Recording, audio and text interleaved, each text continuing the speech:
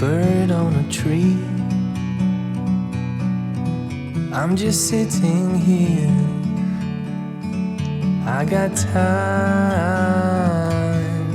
It's clear to see from up here. The world seems small. We can sit together. It's so beautiful, you and me. Hi everyone, We're meant to be. Warrior of Love, and today we're in the Heart of the Artist podcast, and we have a very special guest. His name is Valente Rodriguez, and let me tell you a little bit who he is. Valente was born in South Texas in 1964. His first acting job was feature film called Salsa the Motion Picture in January 1988. Since then, Valente has appeared in numerous films and TV theater productions, films like Blood In, Blood Out, Mi Familia, Roosters, Erin Brockovich, Deep Blue Sea, Volcano, The Ugly Truth, It is Complicated, McFarland USA, and Instant. And Instant Family TV shows, we have Golden Girls, Mad About You, X-Files, ER. He was a regular in George Lopez show as Ernie. I believe you guys have seen him, and he was in 120 episodes. And regular on the regular on the Fran Drescher show, Happily Divorced. His most recently roles was in the Principal in High School Musical, the series on Jaimie Foxx show That Stop Embarrass Me. He was performing numerous stages in LA and through the United States. He produced 3 films in the Rio Grande Valley, directing on one of them in 2010, and 2015 graduated in Master's Theater in UTRGV. That's where I live. Thank you very much, Valente. It is my pleasure to have you here finally. Thank you, Monica. Thank you. Thank you very much for having me. I'm looking forward to it. Valente, the worlds have changed since 2020, but I have tons of questions that I wanted to ask you. When do you decide to become a professional actor, and why?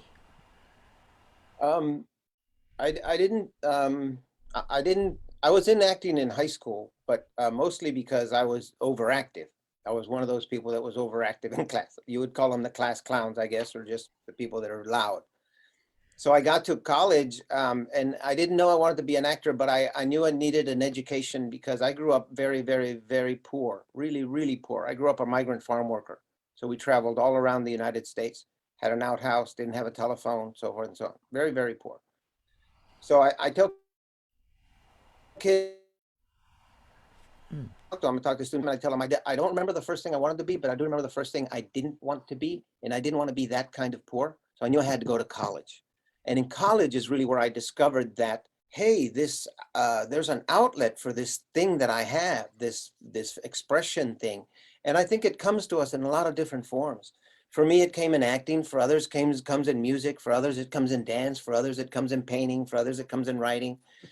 Basically, it's creating. All of those forms we are creating something.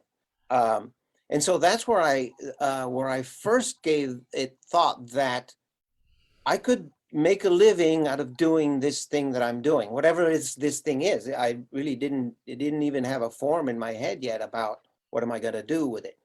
So the first thing I thought was, well, with a college degree, I can teach theater somewhere. And I love theater, and I love doing it, and I would do it for free, and I was doing it for free. We're all doing it for free. All artists do it for free, especially at the very beginning. We're all doing works for the community or at the church or at the local theater or whatever. And so that's where I went. I thought, okay, I'll get a degree, and then I'll see if I can teach somewhere. I knew I could because my enthusiasm, and even now I think I still want to, and this is one of the reasons I come back and do this kind of stuff, is because I want to share my experience and in a form teach. And so then when I was about to graduate, I thought to I had a lot of really good teachers, Marian Monta being one of them. She actually passed away last year, who affected many, many, many, many, many people's lives. And she affected my life in that she was my mentor, and she moved me through things that I was not familiar with. But at the end, I had a conversation with her, and she said to me, well, you know what? You're in the best place right now of your whole life. Right now, you're about to graduate. You're educated. You know what you want to do. You're young. You have very little commitments. Have you ever considered trying to see if you could become a professional at it? And I had thought that, but I think I needed somebody else to voice it to me, to give me the confidence to do it. And that's how it went. And I got the confidence to do it. And I thought, okay, well, New York, LA, New York, LA. I had been to New York once, and it was just overwhelming for me, the tall buildings and all that. I'm from Elsa. You know Elsa, it's little, it's like 4,000. It's less than a population of one building in New York. One building has more people than my whole town. So I went to LA, and things started going well. Now the first thing I did, which I was very conscious of, was I got to town and I got a whole bunch of jobs, not as an actor, it had nothing to do with acting, but I knew I had to pay bills because I wanted to be in town for a while. And so, and that's what I mean when I say we do it for free all the time. We work during the day so we can come home and write. We work during the day so we can come home and rehearse. We work during the day so we can come home and do all these other things that we do. And hopefully, the world acknowledges us in such a way that we can start to make a living at it. And it can be done. It can be done. But it's very difficult. And I tell people, don't go into it because you think you're going to make a lot of money. That's not it. If that's the case, go find that other thing that's going to make you a lot of money. Find that happiness somewhere else. And that's fine. That's cool. If you know that that's what makes you happy, that's great. If you found the thing that makes you happy, go chase it, right? Yeah. But if this is the thing that makes you happy, then this is the thing you have to do. And you're going to do it no matter what. You're going to work at McDonald's to do it. You're going to work at Best Buy to do it. You're going to do something else to do it. And then hopefully one day you'll have spent enough hours and done enough and be true enough to the voices that you hear that are causing you to create these things, that you will create something that is completely unique and honest. And people love that. People love unique and honest. I totally agree with you. Well, my ex-husband, he was an actor, Mhm. and that's why actually we ended in Los Angeles. That's how we met, in fact, in person over there. And it was tough. It was a lot of struggle. What I saw him, I'm a painter, so I had it easier.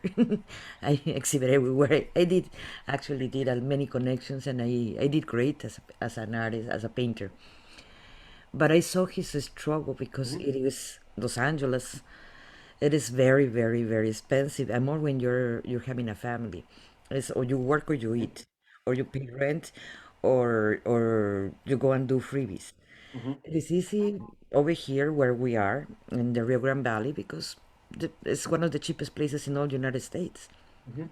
So it was easier over here that he can go and do something freebies because yes, when you're starting the career, it's too many freebies. Even if you're good or even if you're passionate, you still have to pay rent and roof and so forth. And you make a great choice when you were not having family. So that was make it easy. You can sleep in the couch of someone. Yeah. Yeah. And it's so much easier to put yourself through the struggle that you need to put yourself through. It's another thing when you have a child or you have a spouse. And, I can be hungry, but if I see my kid be hungry, that's a whole nother thing. I need to stop what it is I'm doing because I've made a commitment to this child. And so, but that's life. That's what happens to us as life. And as an artist, what we must realize is that there is where our art is. There is where our art lives in our life. And so if we're true artists, we will look inside ourselves and see, okay, well, so what is the struggle that I'm going through right now? And how can I make this creative? Yes. I don't know that it's going to sell. I don't know that it's going to whatever, but how can I make this creative so that I can feel that I have some kind of control over this thing that's happening to me day in and day out, day in and day out. Can you tell us a little bit of the struggles that you passed? Because I have met obviously many actors, and I used to live with a filmmaker that was my third husband, and my last husband, the fourth one, it was the actor, Right. and I saw them struggling in the film industry. What was your struggles? Well, uh, when I first got to town, I got 4 jobs. I was working as a telemarketer, which is the worst job you can ever have. Never be a telemarketer. Go work at McDonald's before you be a telemarketer. But I was a telemarketer. I was working in a video store. I was working construction, and I was working as a messenger. So I had 4 jobs to pay bills, to stay in town, so that I could do this other things. And so 4 jobs, guys. So I was working all the time because I had just gotten to town, and I knew that the first 6 months are extremely important. And if you don't live past the first 6 months, you don't find a way how to work this town, you're going to have to go back home because you're out of money. And so initially that was the first struggle. Now, then the second struggle is, okay, I paid bills. Now what? I'm here in LA. I don't know anybody. I'm from South Texas. I don't have any connections at all. What do I do now? How do I get into the industry? And so that's also part of your job as an actor. I have young actors ask me that all the time. What is it that I do? And what I tell them is, I'll tell them what to do, but what I also tell them is, part of your job as an actor is to figure that out. Because what that does is it empowers you, because I figured it out. And I took this job upon myself, and I figured out what it is to do. So then you do that. And that struggle specifically is, you walk into an agent's office, you don't have a union card. You're a complete amateur. You walk into an agent's office, they will say, do you have a card? Are you a member of the union? When you become a member of the union, they give you a card. And you say no. And so then you ask, how do I get a card? And well, you get a job. So how do I get a job? I get an agent. So how do I get an agent? I get a card. So how do I get a card? I get a job. So it's a vicious catch-22. There are specific ways. 1, you can apprentice a certain time. 2, they can Taft-Hartley you.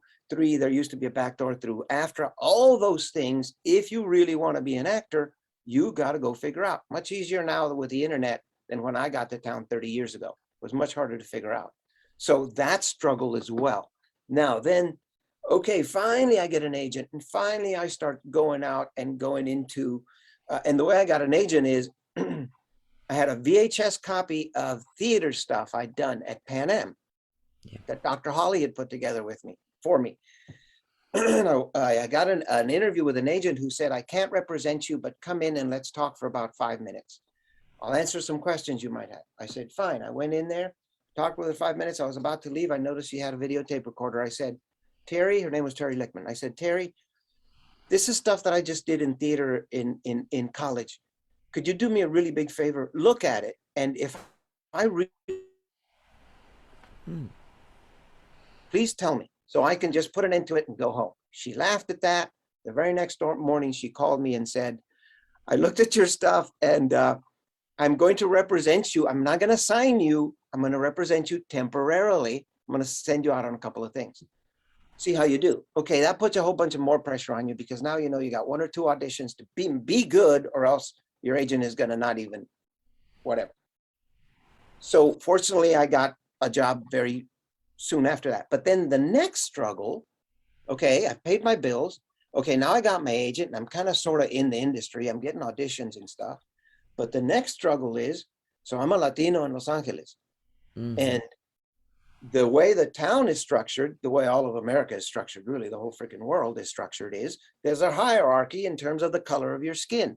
If you guys don't know this out there, let me tell you, there's a hierarchy out there in the world according to the color of your skin.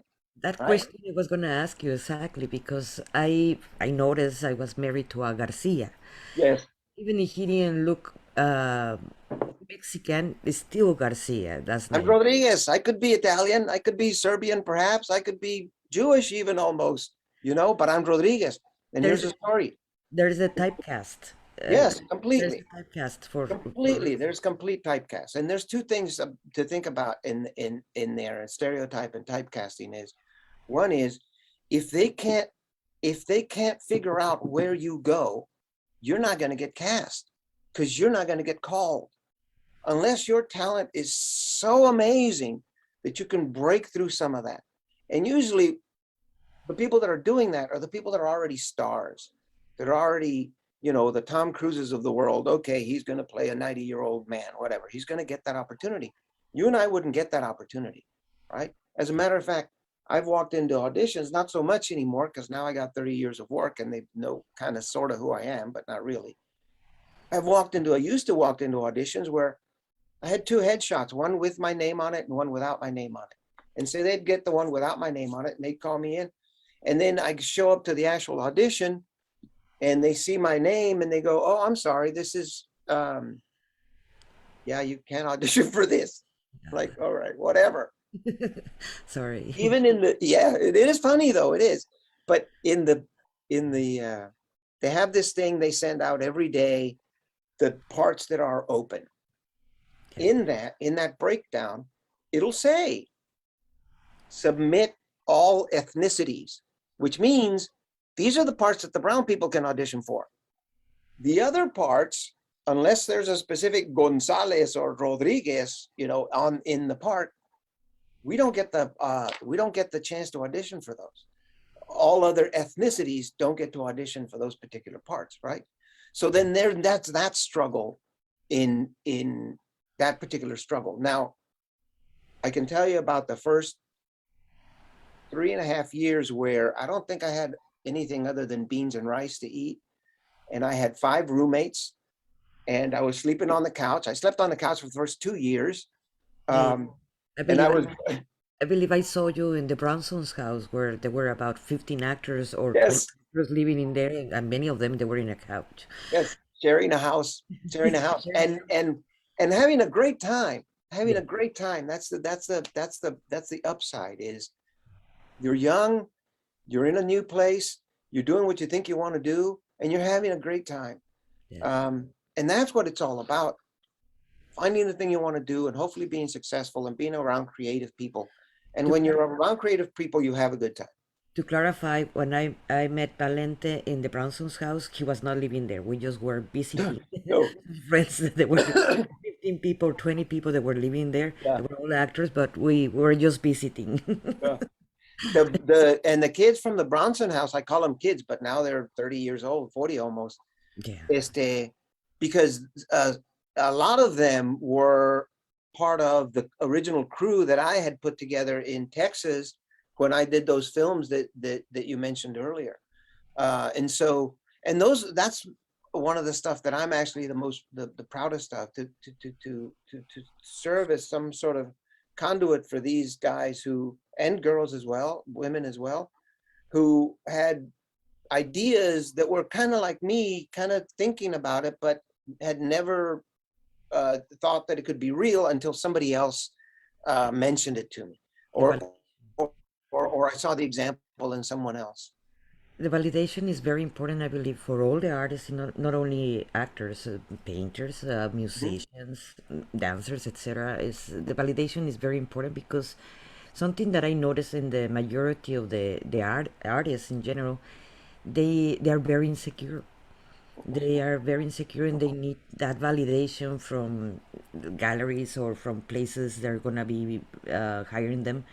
It can be venues for the musicians, or I don't know, film studios or professors, because they are very insecure. That's something they have in common. We have in common, all the artists in general. We are very insecure, and that's just one of the little things that we have. We got a whole bunch of other things, which is the weird thing about it, because it seems to attract dysfunctional people. But we're not dysfunctional. It's not that we're dysfunctional. It's that we see the world in a little bit different way, Yes. which allows us then to have the courage to create. Because when you have the courage to create, what ends up happening is you're lifting up something to the world, and you're choosing to show it to them.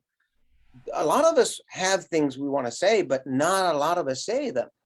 And so, as an artist, we got to have that courage to be able to do that, to take something of your heart and show it to the world. Something I do notice between artists, and because we're talking about insecurities, is the ego. when finally they put their ego on, it's like I'm gonna believe in myself, and everybody's lesser than me. That becomes also a problem with. Not, I'm not saying everybody. You're very humble and you're always very approachable. But I'm not. I can't. We can say about this of all the actors or all the painters or all the musicians, and that's just showing actually the insecurity. But that's the barrier, the protection that they are putting on because they're as insecure as all the actors or all the writers or all the musicians or painters or whatever. Mhm. And on some occasions even more insecure than those other people. And so that's why you got to they put up this very hard exterior, this very hard wall. The other thing that ends up happening is acting is a collaborative thing, whereas painting not so much, nor is writing, because you can do it completely by yourself, right? Yes.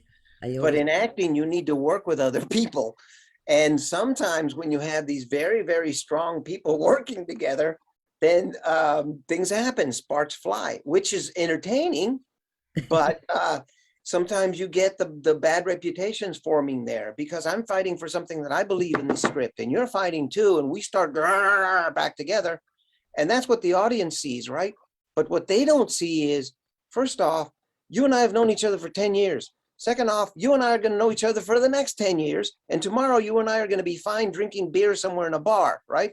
Right now, though, we're having a massive argument about this one part that I feel one way about and you feel the other. And because we're strong artists, it looks like we're fighting.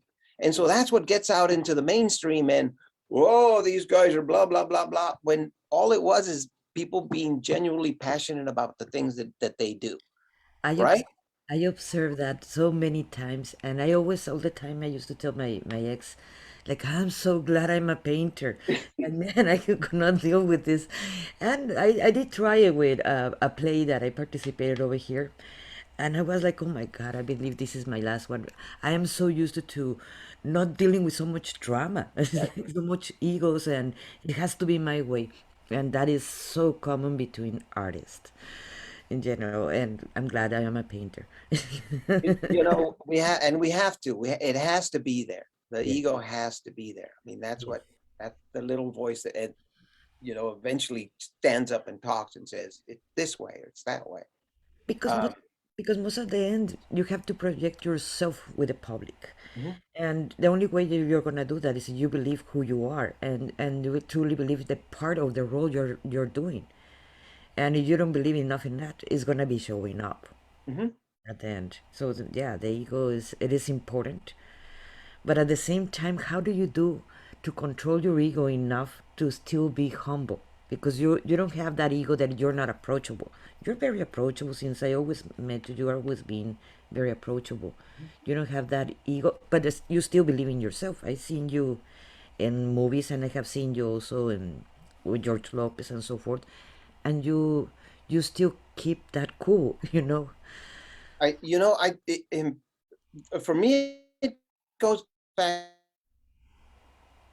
to how it started. And when I first got to Pan Am in 1982, and I graduated high school on Friday and I started college Monday. So I had that weekend off and I started college Monday and I went straight through fall, summer, spring, all the way through. Didn't take a break for 5 years actually. And in those 5 years, I was in every single play that I could be in at Pan Am and at the community theater and at this other place and the dinner theater and the children's theater. And that my whole life was that. I had no other life. I was like this.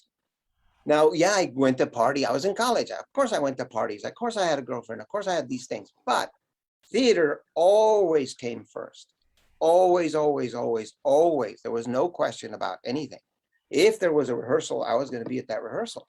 And that's how much I loved it. And that's how I knew that this is what I was meant to do, because I would rather be doing this than any other thing, right? And so by the end of those 5 years, I had done close to 100 shows. And so when I got to LA, I never doubted that somebody could hand me a script and I could read the script and I could know and interpret it and I could know what it was about, because that's how well I had studied, right? So it wasn't a question of, do I know how to do the work? The question for me was always, am I going to be good enough? Because you can know how to do the work.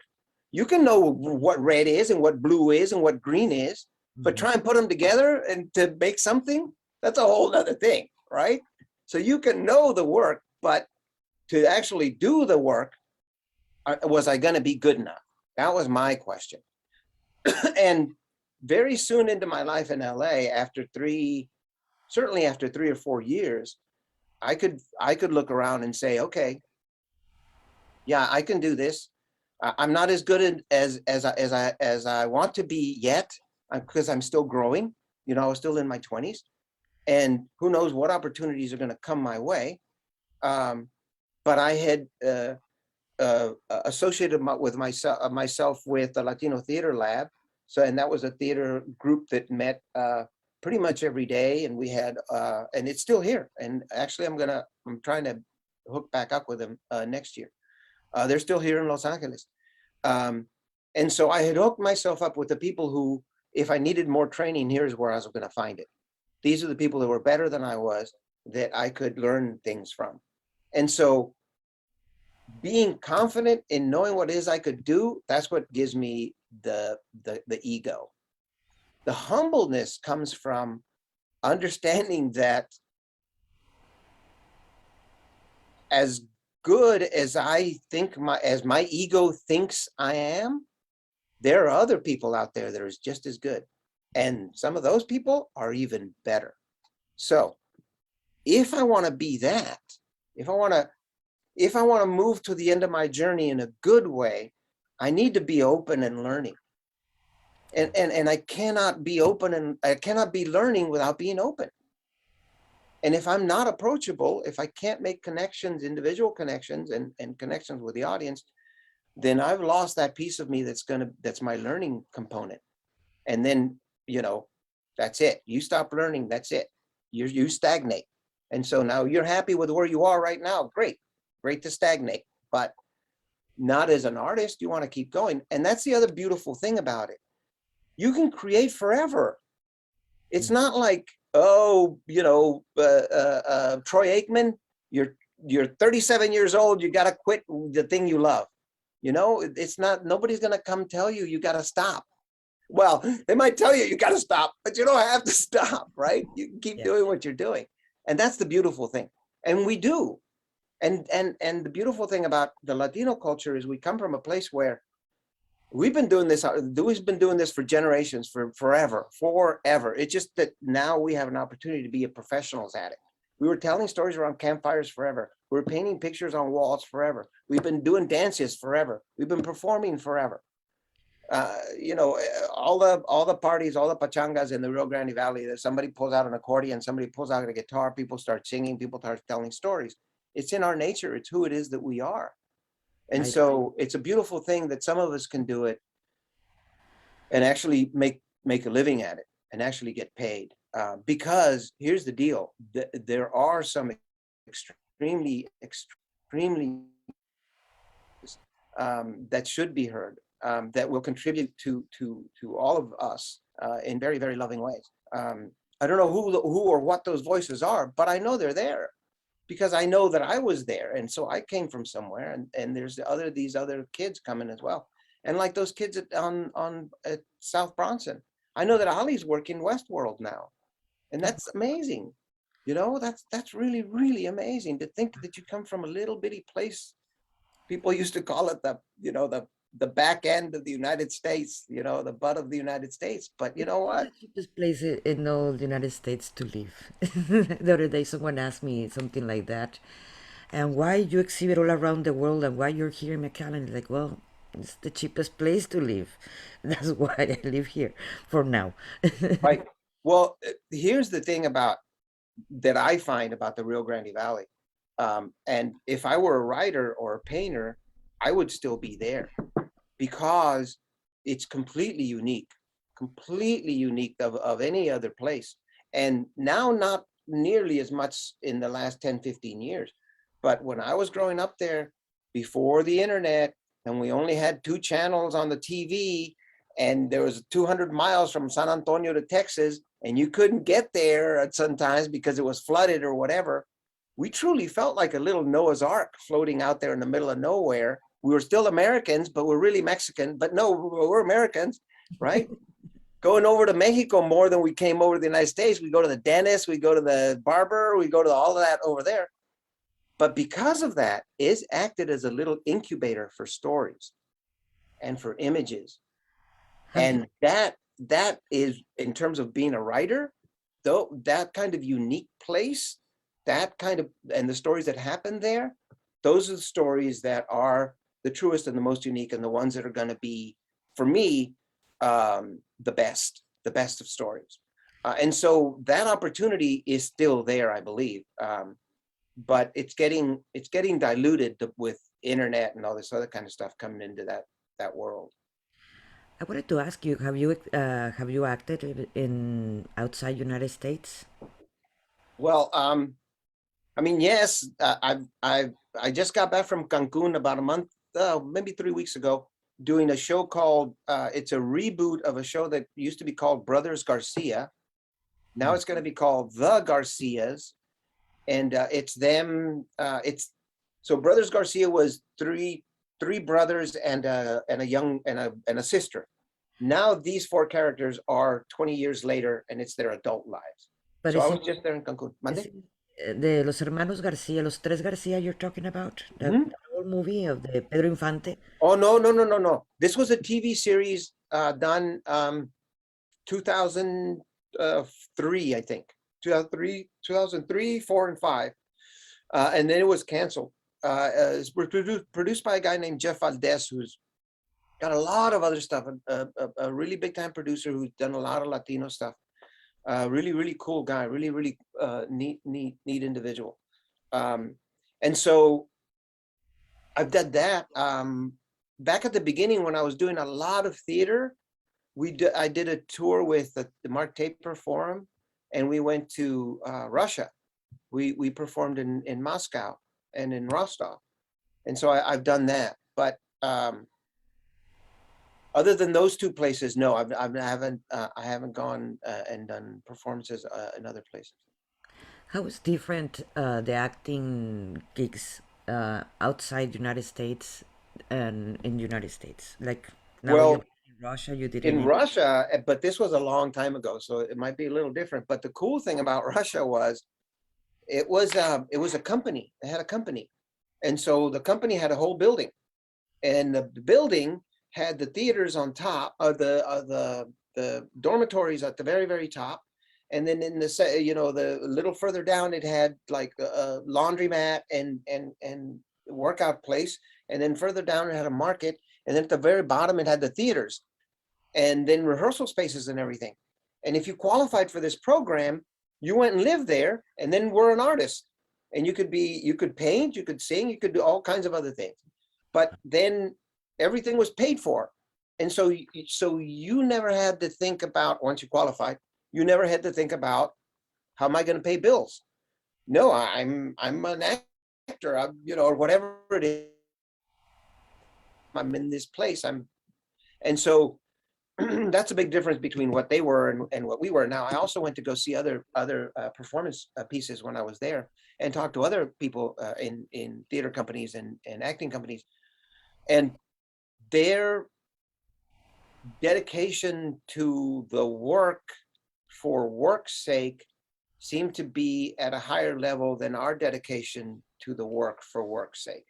At the same time, though, they were tracked in their what it is they were going to do. I'm going to be a Shakespearean actor, and that's all you were going to be. You're going to be a Shakespearean actor. You weren't going to be doing sitcom, comedy sitcom, especially if you're going to be you're a Shakespearean actor. You're not doing sitcom. Are you kidding me? You're not going to lower yourself to that. That So, sounds boring. well, totally, to me, yes, of course. But that's their, it's like I'm ballet. I'm ballet. I don't do modern. I don't do jazz. I'm ballet, right? A specific thing, which is That is weird. worse typecasting over there than actually in the United States. I see it like a typecasting. You're a ballet or you're a classical. You can be in comedy, but that's for the rest of your life. Oh my God. Yeah. Oh, See, that's the thing. And so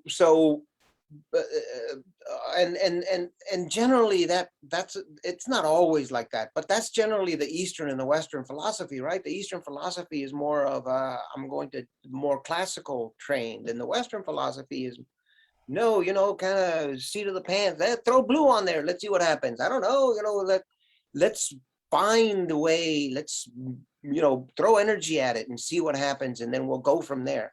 We're not worried about creating chaos. We actually like chaos. We want to ride chaos and see where that wave of chaos takes us, because it could open up a door. It'll probably slam us into the sand, right? And we'll go, okay, that didn't work. But maybe not. Maybe not. Maybe it'll create something. And so that's where I think the Eastern thought is one way and the Western thought is another.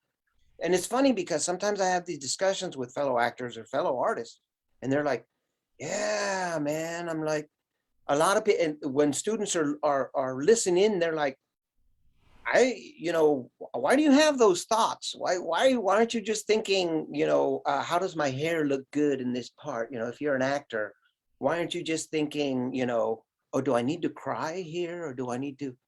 But the whole point of it is that it's a life choice. And once you've made the life choice, then you're going to be intrinsically curious about almost everything.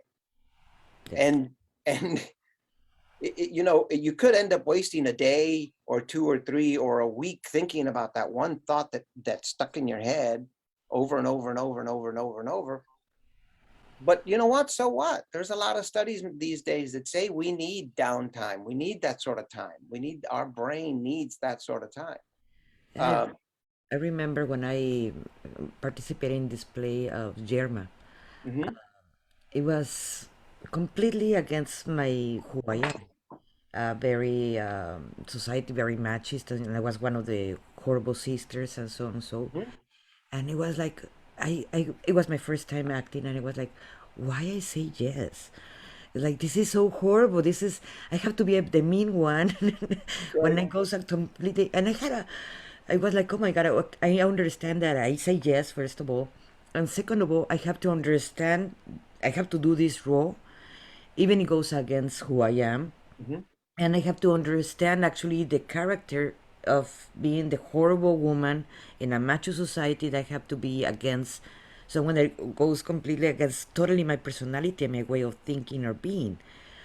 And I did it, and but it was that part. It was like, oh my God, this is horrible. Mhm. But at the same time, I have to do it because I say yes. And I was like, oh gosh, it's like that's when I understood you guys more. But of course, I don't paint landscapes usually. But if someone asks me for a landscape, I just charge more for a landscape because I hate to do them. But I'm good at painter. Right. But it's very different that I painting a landscape. It's not gonna get me angry. Right. Having that role of the sister-in-law in Germa, it was making me angry every day when I was doing it, and with myself because I was needing to be the mean one. So I bet for you guys, like I see in roles in other actors that I know they're not gay, and they have to do a role of gay, and they have to be doing kissing or doing whatever scene that is completely against themselves. They might be even homophobics, and they Mhm. have to play that role if they want the job. So I believe that part is very hard for the actor. That in my little experience that I have as doing participating in a play. Right. Right. And the crazy thing is that it's okay. So playwrights don't write boring stuff. Every single thing, every play that's been written is about something that happened, some dramatic thing, some tragic thing, or something like that, right? So if I'm in the play and the thing that happens is my brother dies, right? And then for the next hour and a half, it's the play about what happened when my brother died, right? Okay, so every single night I have to come to the theater and I have to pretend that my brother just died for an hour and a half, day in and day out, twice on Saturday, twice on Sunday. Normal people don't do that. Normal people don't pretend their brother or their mother just died, or their baby just died, or I just got AIDS, or whatever the hell the play is about, right? Normal people don't do that, right? And so the more you put yourself in these places, and some would say that the better actor you are, the more you put yourself in these places. Well, you can see why sometimes there are people who commit suicide, you know, because they put themselves in these places that are so hurtful, and to try and, or they sing these songs that are so truthful and full of pain, and they're asked to sing them every single night over and over and over and over. At a particular point, your soul, your body's got to get run down by these things. You know, the old saying about, you say a lie enough and it becomes the truth. You know, you play a part long enough and it becomes, you wonder why some people become depressed. Well, they're playing all these depressive parts all the time, right? And so that's just one of the other struggles. We were talking earlier about the struggles of an actor. That's one of the other struggles is, say you become a very successful actor and you do a whole bunch of parts, right? And you go from one part to another part to another part to another part. And then at the end of the day, 30 years later, you're asking yourself, who am I? Am I the dude in Blood In, Blood Out? Or am I the dude in Erin Brockovich? Or am I Ernie from George Lopez? Or am I Manny from Dad Stop Embarrassing Me, right? Who actually am I? Which is one of the important things to do when you get to Los Angeles or any other place that you go to, or as an artist, period, is to know that, to know who it is that you are, you the individual. And I think that the way you get to know that is by what it is that you create. What are the things that draw you? I have a lot of young students come to me and say, I want to be an actor. How do I do it? And they're, they're 18 maybe. And I say, okay, have you ever acted before? No. Okay, do you sing in the shower? No. Okay, did you do the Christmas play? No. Then what makes you think you want to be an actor? You know? And so when somebody comes to me and says, I want to be an artist, a lot of times, the majority of the time, those people that come to me don't really want to be. The people that want to be creators, they're already creating. They're already on their way. Now, there'll be some people that come to me and that'll say, I'm already doing this. How is it that I can get into the union? Or I'm already doing this. Who would read my script? Who do you think would read my script? That's completely different than saying, yes, I want to be, and you've never done anything at all. And so then when I say to these people is, find what it is you love to do every day, and then find how it is you can make money at that. And continuity, not because I participate into plays that makes me an actress. Mm-hmm. No, it was, I just experienced that, but I am a painter. Yeah. 2 plays doesn't make me anything. Yeah. If I study, if I put many hours on it and I participate, I don't know, in 40, 50, okay, then I can call myself actress, but... Right. But the cool thing about being an artist, though, is that all of these other experiences will feed what it is, the main thing that you do. In one way or another, at some point, somehow, because the brain is like that, especially the creative brain. It puts little things here and little things there and little things over here and before you know it, one night you'll be rifling through your head and you'll go, oh, you know what? If I put this together with this and this together with this and this together, wow, okay. And then you're up till 7 a.m. trying to, paint or trying to write or trying to whatever it is that you do. But we never lose anything. And one of the things I say to young actors is, be as whole, as rounded as you can. Be as whole. Learn how to play an instrument, speak in a different language, read poetry, go to museums, go to art galleries, do all of these kinds of things. Do as many things as you can, because all of those things will round you out as a person, and that'll inform you as who you are. And then once you got that, then that'll be your anchor. You could be anchored to that. For me, it was family, and certainly having a child immediately puts you in fatherhood or motherhood. You know exactly who you are. There's no denying that. And you change when you have a kid. Oh yeah, Completely change. And talking about that, I know, well, my observations in the 2020 when the pandemic started, the life of an artist in general, all around the world actually changed.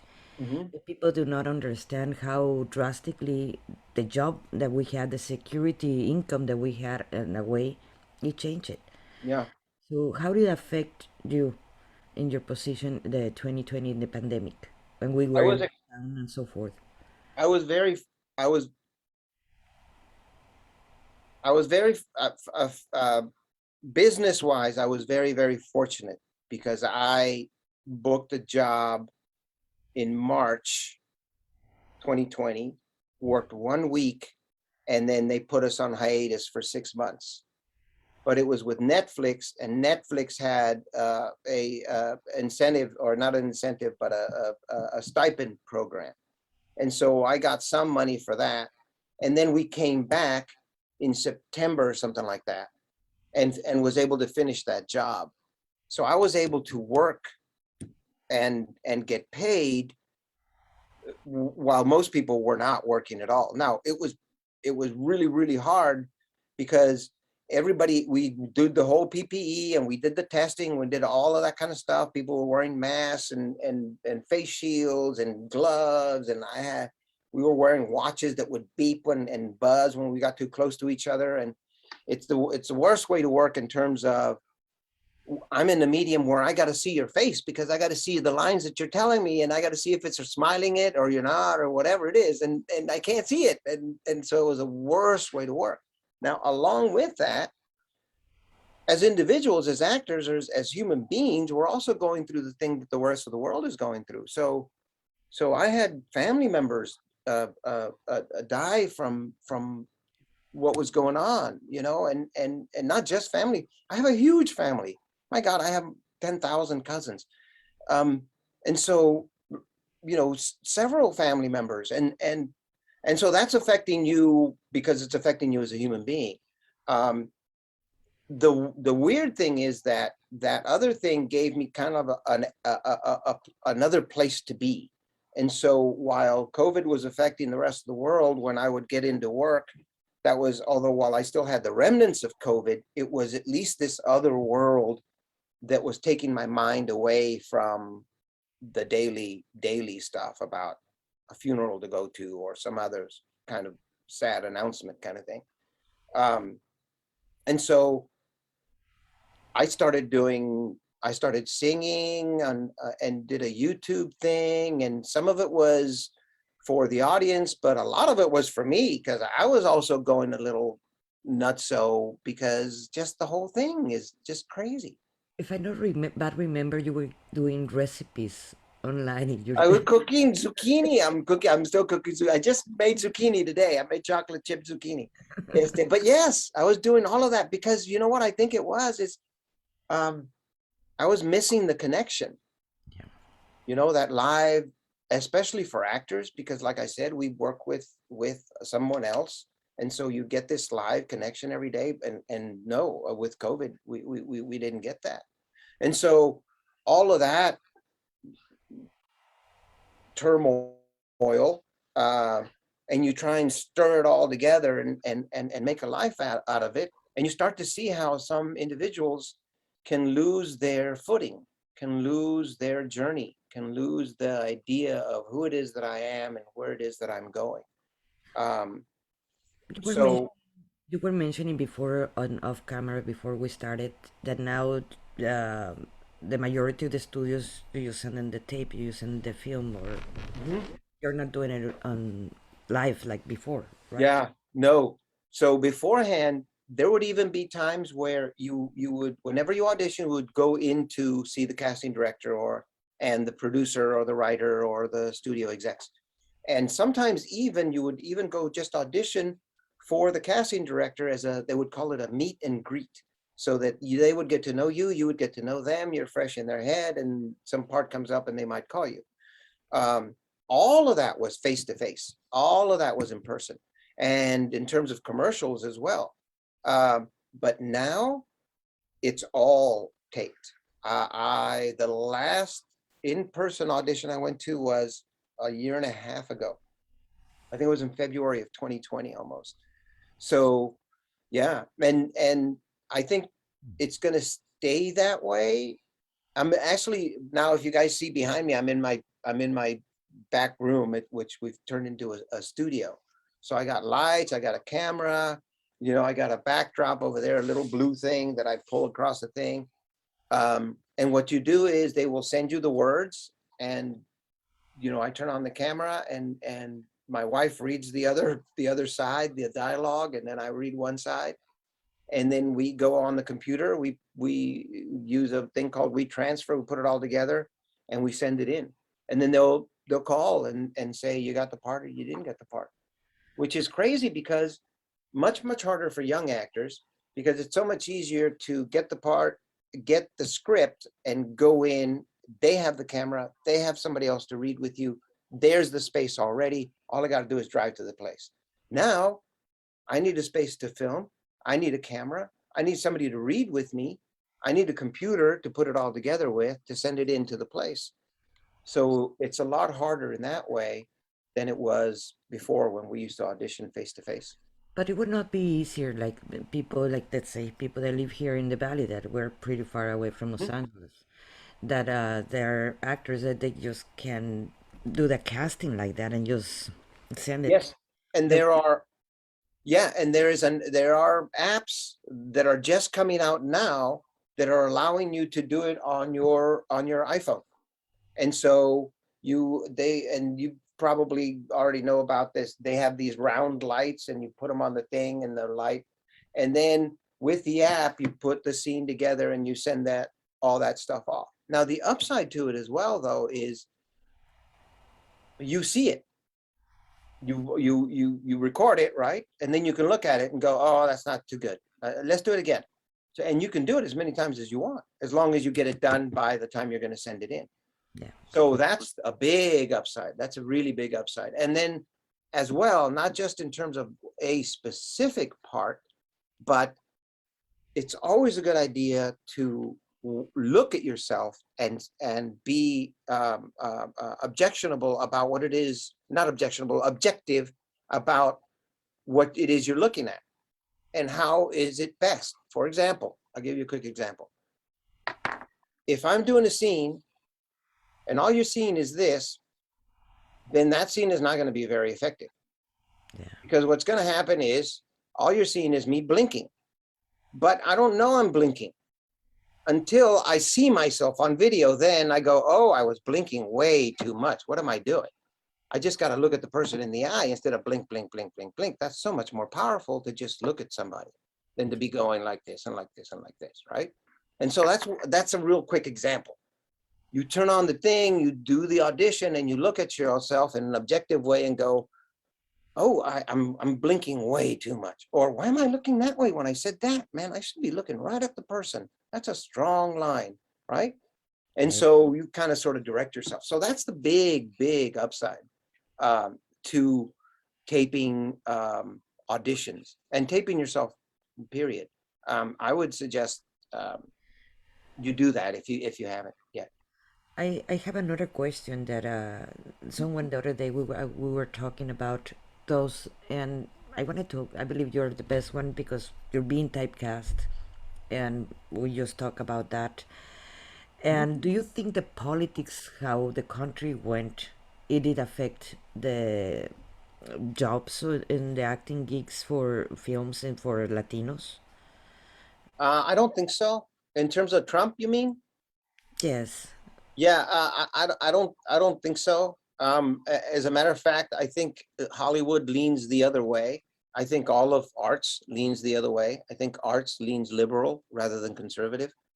And actually, I think in a weird way, um,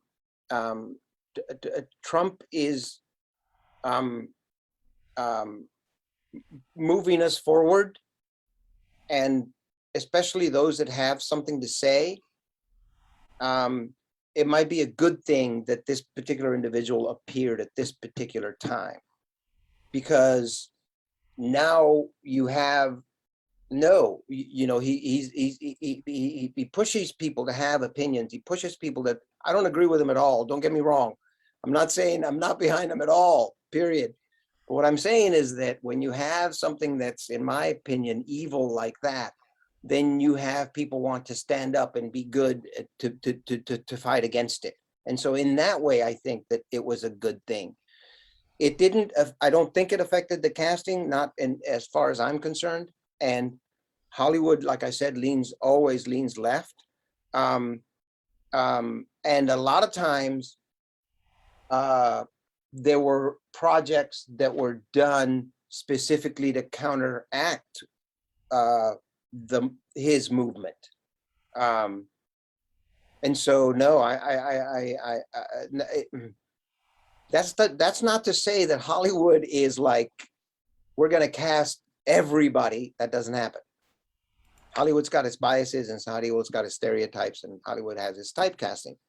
Now, it's still possible for a Latino or a Black person or a European person or a Japanese person or a woman or a whatever to make a living in Hollywood, but you do have to understand that it's not equal yet.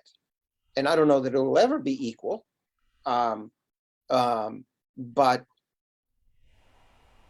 you can work, you will work. And sometimes what I'll tell young kids is, if they can't typecast you, if they can't stereotype you, you're not going to get cast, because they don't know where to put you. And the biggest gatekeeper in Hollywood are the casting directors, because it's the casting director that calls you in. The producer will tell the casting director, I need these 5 people. And the casting director will look at their casting thing, and they'll call, the 30 people that they know could probably play these 5 parts, right? Well, that's the casting director. So who is the casting director calling? And when these parts say all ethnicities or white only, right? That's the gatekeeper. If the producer doesn't know that there's a great freaking Latino out there, or Black man or woman who could do this one particular part, he's not seeing her, because they're not being called in, because the casting director's not calling them in, right? So the casting director is the true gatekeeper in Hollywood. And so then, okay, I understand. It's a movie that's about a Latino thing. It's La Bamba. Okay, right. So Latinos are going to get cast. But let's say it's a movie about equal rights, or let's say it's a movie about education, or let's say it's a movie about football. There's plenty of Black people and Latinos and Asians that play football. And so there should be a certain percentage of people in that movie so that we can reflect society as it is. But there usually isn't. There isn't. And so, we'll keep butting our heads up against this wall, right? What the answer to that is, hopefully, there will be enough of us that get into a position where we can do our own stuff. And there are people like that. There's Edward J. Olmos was certainly one of the first ones to do that. But there's even I even saw oh my God, she's got a new show on Netflix. Selena Gomez has got a show on Netflix with Steve Martin and with the other guy from Three Amigos, Martin Short. Yeah. And so, and you have these people that are doing that, and you have Latinos that are moving forward, maybe not necessarily doing Latino shows.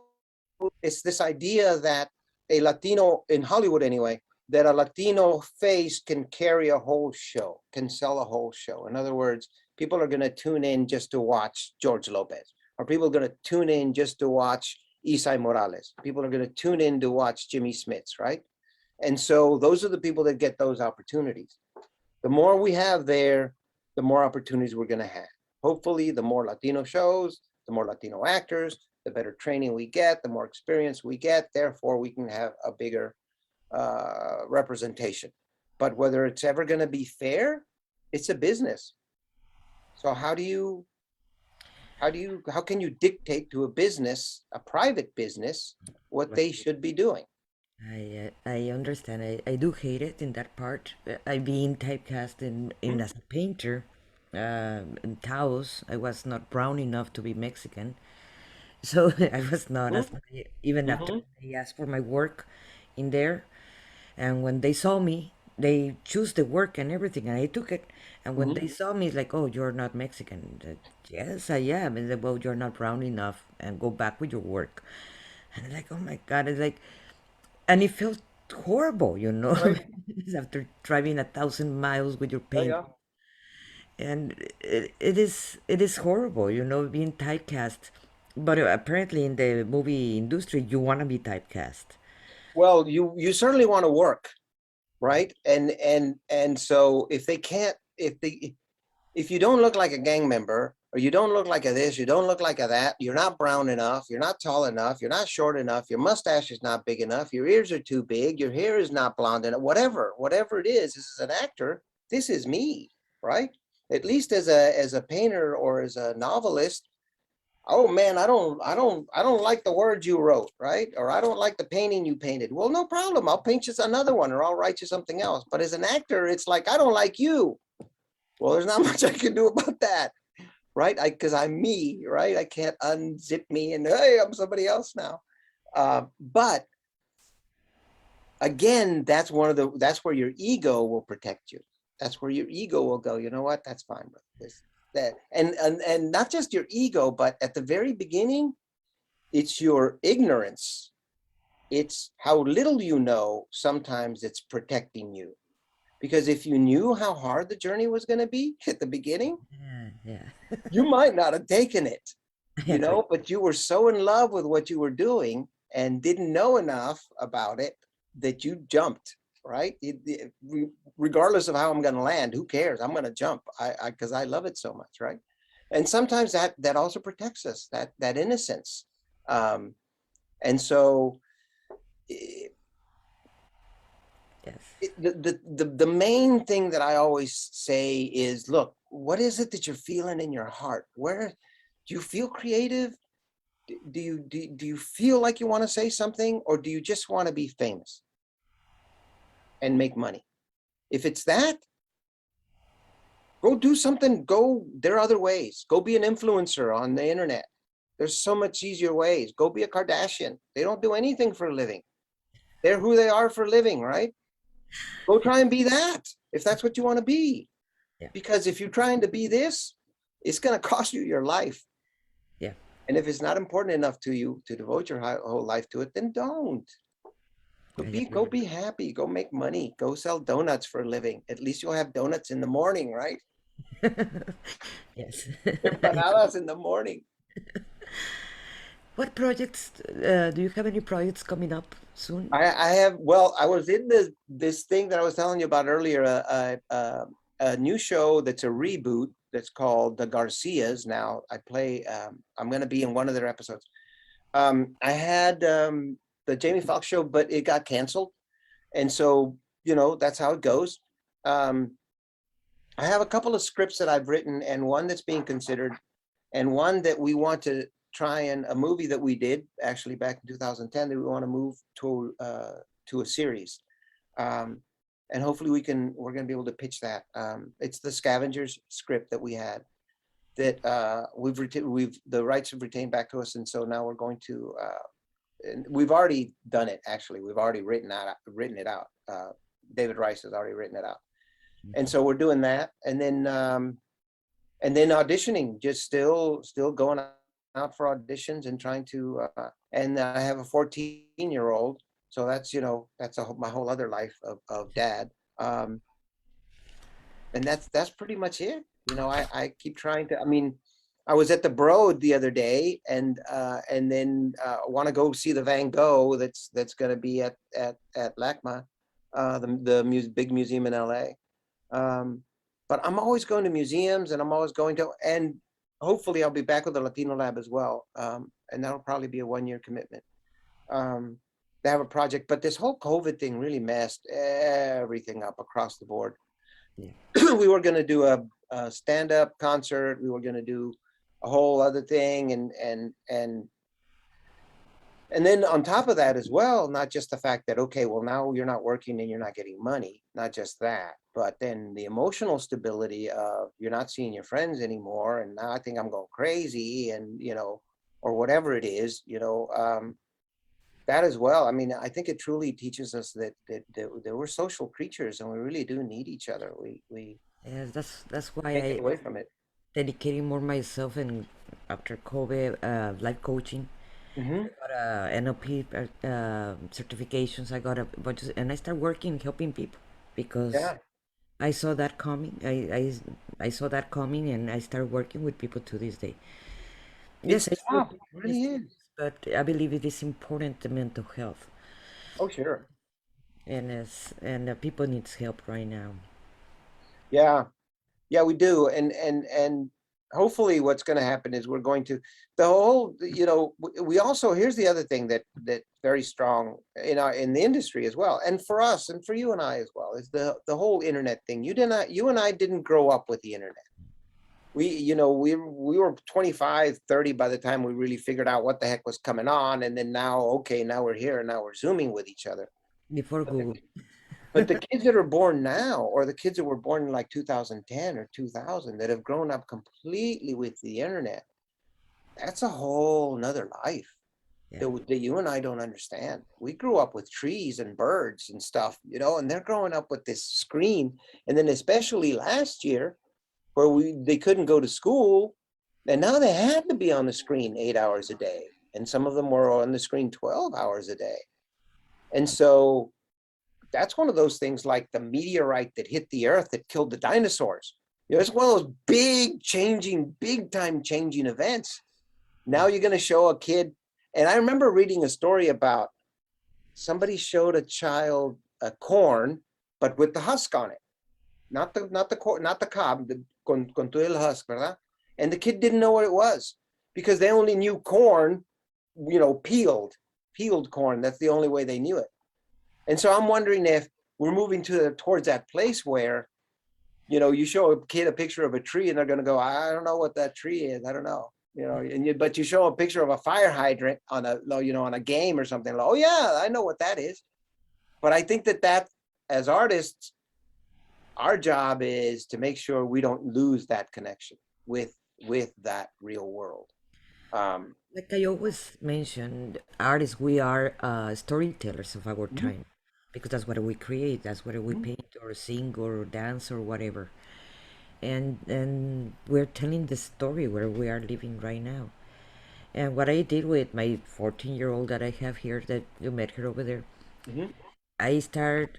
I don't have a big garden, but it's like, you know what, we're gonna start planting vegetables. Mhm. You're gonna come in with me and you're gonna take weeds out and you're gonna do this and you're gonna do that. Of course, it's not even enough for we can feed ourselves. One carrot is not gonna cut it for all the family, right? But the experience of getting dirty the hands and understanding where the carrot come from, Mhm. that's what I believe that it is important. Yeah. And it's mental health. And Getting it's dirty the hands. Yes. And it's really magical too. It really is magical that you take something this big, little seed, a little bitty seed, this little thing, and you put it in dirt and you cover it, you fertilize it a little bit and you put a little water on it. And 3 months later, you got tomatoes. Yes. That's a amazing, mind-blowing thing to see how that goes. And if you take care of that plant, you can easily apply all of those lessons you just learned to your life. Yeah. And that's easily the one of the best things that I found about, because we have a garden too. And that's one of the reasons you see me making zucchini bread all the time, because we have a lot of zucchini with zucchinis and tomatoes and basil. And so I make pesto and all that kind of stuff.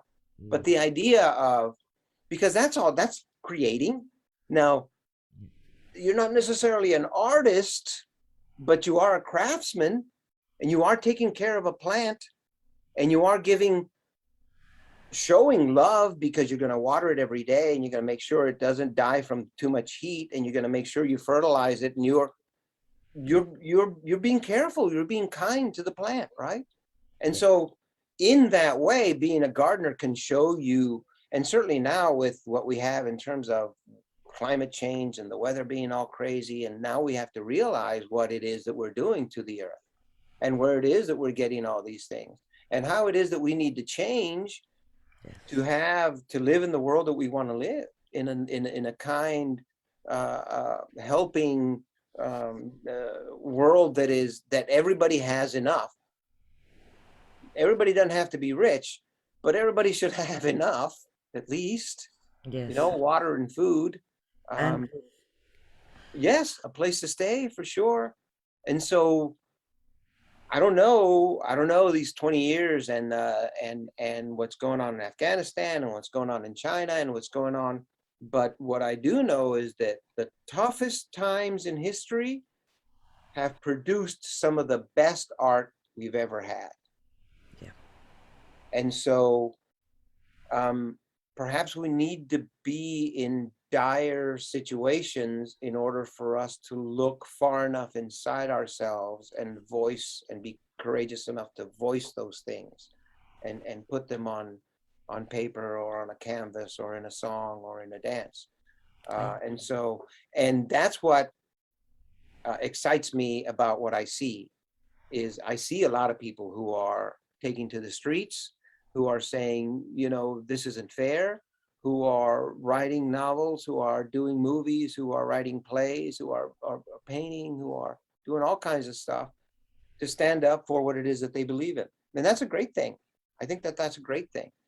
And that's who we are. That's what we are. And as long as we have that, I think our boat's going to sail. I don't think we're going to sink yet. I think when we lose that, I think that that's when we start sinking. and not if we don't forget the humanity to be have compassion and love for ourselves and for others. Mhm. That's how we can make this world a better world. And we don't lose that.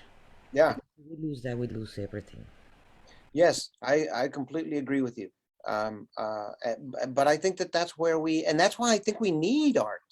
We need it because it shows us who we are. It connects us with those places.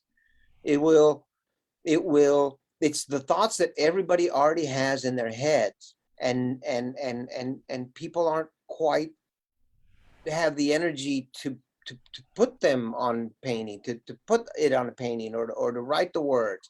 And when these other people come and do that, it speaks to everyone. And that's when everybody goes, oh, okay. I was afraid I was the only one thinking that. But now I see that most of us think that, or that most of us feel that way. So now I feel secure. I feel validated, like you were saying earlier. And that's one of the other things that I do when I go talk to students or individuals who want to move towards what it is that I do. I say, look, you can do it. It is possible. It is there. Now, if you're going to judge your success by how much money you make or how many awards you win, I don't know how you're going to get there, right? But if you're going to judge your life by how dedicated I was to what it is that I did, and how much I did the things that I needed to do to move that forward, whether it's painting, how much did I paint? Was I trying to be a writer? How much did you write? Right? I wanted to be a writer, but I didn't write a damn thing all day. Well, then you really didn't want to be a writer, right?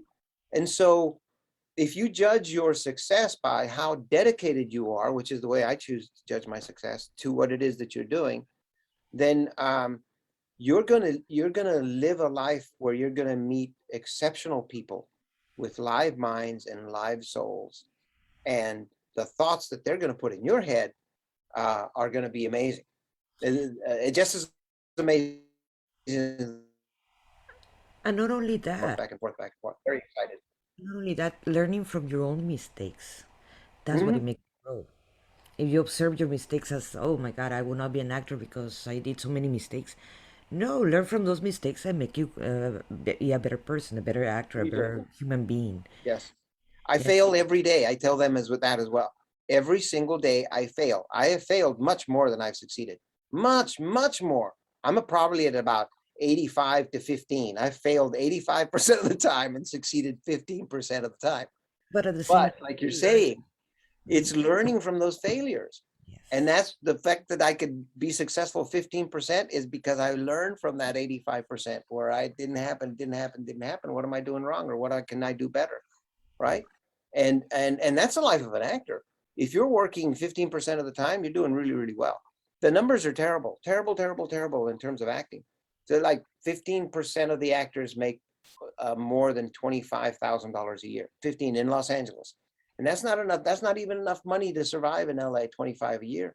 And that's only 15%. The other 85% are not even making that much. And those are people with their union cards.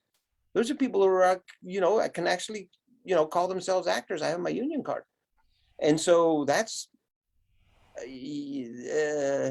a fool's errand. You got to be a fool to want to be an actor. But, at the very beginning, I thought I know I'm not, like I said, I'm not going to be dirt poor the way I was before. I know I'm going to be able to make some kind of living for myself because I have a college degree. So I will make some kind of living for myself. Now the question is, do I want to be happy? Because I know I'm going to be able to make a living. It's not going to be, it probably won't be a great living, right? But do I want to be happy? And so if I want to be happy, then I want to try and choose something that I'm going to truly enjoy doing the rest of my life. And hopefully it's going to be something you can do your whole life. Yeah. And I was fortunate enough to find that it was acting. Many people, they pass their lives and they don't even knew what they really like. I'm talking even lawyers or doctors. Yes. They Yeah. hate. I Yes. remember No, I agree with you. But that I think, my doctor, she quit. yeah, Like how many years of study and so forth, open already clients, and she just quit. yeah, it's tough. It's tough because, I think those people they have decided something, or perhaps they didn't decide. Perhaps somebody else decided for them. And then they thought, okay, well, that's a good idea. I didn't know what I wanted to do. And you suggested something, and okay, I'll go that way because it seemed like a good idea. But it wasn't something that they truly decided in their heart. And then they get to a certain point and they're like, okay, I don't really want to do this. And there's a lot of actors that are like that. I have at least three friends. Two of them used to be lawyers, and one of them used to be not a doctor, but a paramedic. And they quit that life and came to LA to be actors. And so that's the other upside is you can start doing it at any age. It doesn't matter. Success can come to you, or the inspiration can come to you at any age. Now, there are certain people who are born with certain skill. There's some people who are born pitch perfect, who know how to hit a particular note, without having to hear it, right? And there's some people who are born being able to remember every single thing they ever read, right? So there are certain people who are born with certain talents. Some people are more charismatic than others. Some people see color better than others, or see combination of color better than others, right? Some people are born colorblind, right? So there are specific talents that someone can be born with. However, for acting, I believe you can learn it. You could easily learn it. Easily learn it. I believe Now, in the arts, if you really want to do it, you can mhm, learn. You can learn yeah, if your heart is in there. yeah, If your heart is not in there, it's gonna be tough and horrible, and you're gonna suffer every time you do it. yeah, yeah. And that's why I say you got to really want to do it, because there is never a guarantee.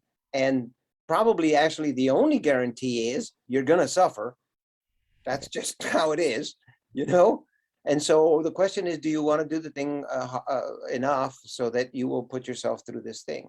And while somebody else might look at you and go, man, you're suffering, you might be there going, oh, this is the happiest I've ever been. Yeah. I want more. I want more. I want more. I've been dying to do what it is that I'm trying to do. Well, Valente, do you have something else to close down the program? Yeah, what I wanted to say, one of the things I wanted to say that I want to make sure to say is, a lot of times the familiar to us, we don't value the familiar a lot because we think that it's not valuable, because we see it every day in our life, and we perhaps throw it away, or look the other way, or value the other more. We want to go with the trend, or buy the big iPhone or do whatever, when sometimes perhaps the best thing to do is to look at our own life and look inward and value what it is that we have, value those things that we have that are completely unique, because there's nobody else in the world that's exactly like you. No one else in the whole wide world. So you're completely, completely unique. And if you want to do good work, what I always say is look for truth and look for honesty, and especially in acting. If you're ever confused about reading, you're reading a scene and you don't know what the scene is about, or you can't seem to get it, the things you have to ask yourself is, what is the truth here, and how can I be the most honest in relating this to the audience? And I find that that's a really good piece of advice for almost all artists. Look for truth, and then how is the best honest way you can express that? And then understand that the thing that's inside you is more valuable than anything else outside of you. Because the thing that's inside you is the thing that's going to feed your creative. The outside world will feed you too, but not nearly as much as the inside world, right? So treat yourself like you're important, like you're special, and value yourself. And don't disregard your ideas. Jump on your ideas and play with your ideas and keep going and keep going, keep going, keep going. And I'm from a little bitty town in South Texas, and I didn't speak English. I spoke Spanish when I started.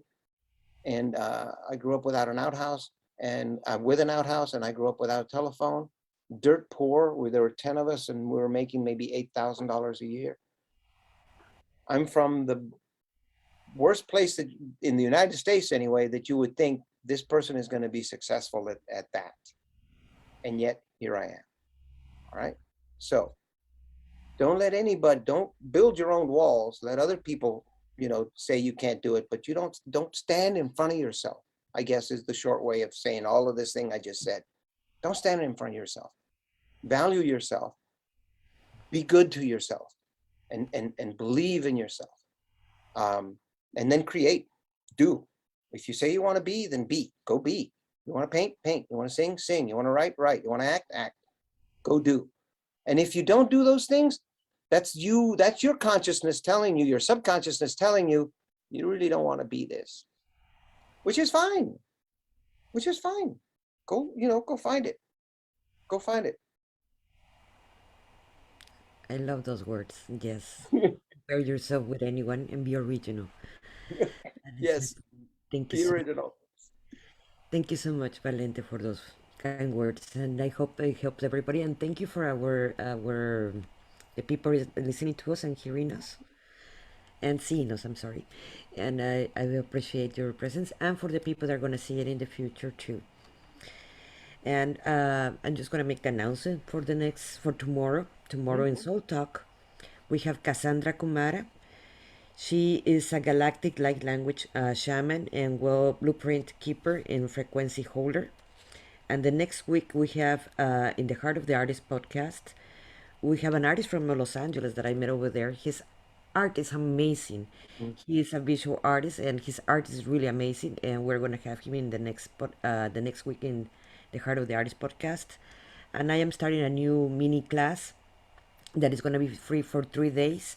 It's in my birthday. It started in October 27th, 28th, and 29th at 6 p.m. Central Time. And remember, guys, that this podcast survived for your donations, and thank you for the donations that the people have already support me. I really appreciate it. Thank you, Valente. Thank you so much for accepting my invitation for this podcast. And hopefully later on we repeat it. Maybe one of your recipes of You're welcome. Yes, you're welcome. Yes, we will. We will. Next time we can cook if you want. Next time we cook, I love cooking. Thank you, Monica. It was beautiful being here. And I do want to be back. So let's make it. Let's do it. Yes. Thank you so much. We meant to be Bye-bye. Bye-bye. in the great outdoors, forever free.